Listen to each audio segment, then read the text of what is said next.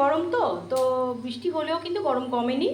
ঝিঙে আর আলুটা হালকা করে ভাপিয়ে নিয়েছি প্রেসারে, আর এই তো মাছ দিয়ে একদম হালকা ফুলকা ঝোল বানাচ্ছি, যেটা একদম গরমের পক্ষে খুবই উপকারী।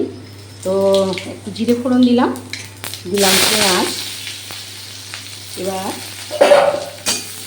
পেঁয়াজ ভালো করে ভাজতে ভাজতে এরপরে একটু আমি দিয়ে দেবো একটু আদা রসুন বাটা, একসঙ্গেই দিয়ে দেবো, কেন 15 মিনিটের মধ্যে রান্না করে বেরিয়ে যেতে হবে আমাকে, খুব একটা দেরি করে যাবে না।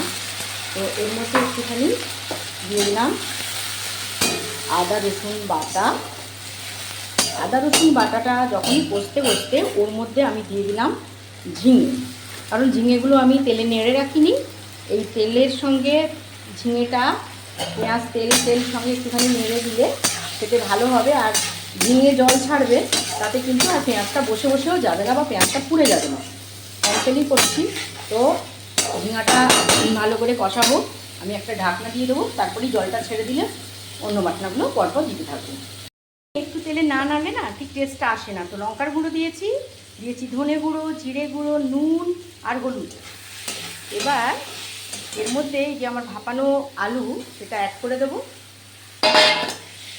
যদি হাতে একদম সময় না থাকে, জাস্ট এর মধ্যে তোমরা আর একটু গাজরও দিতে পারো, কিন্তু আমি গাজর দিয়ে অন্য তরকারি করেছি বলে আর গাজর এখানে অ্যাড করিনি। বেশি মশলাটা কষার দরকার নেই, অলরেডি সব কিছু মশলা ভালো করে কষা হয়ে গেছে। এর মধ্যে আমি জলটা ঢেলে দিই, ফুটে উঠলে মাছগুলো অ্যাড করব। আলু দিয়ে পেট ঠান্ডা করার যে ঝোলটা আমি বানালাম সেটা হলো এইটা।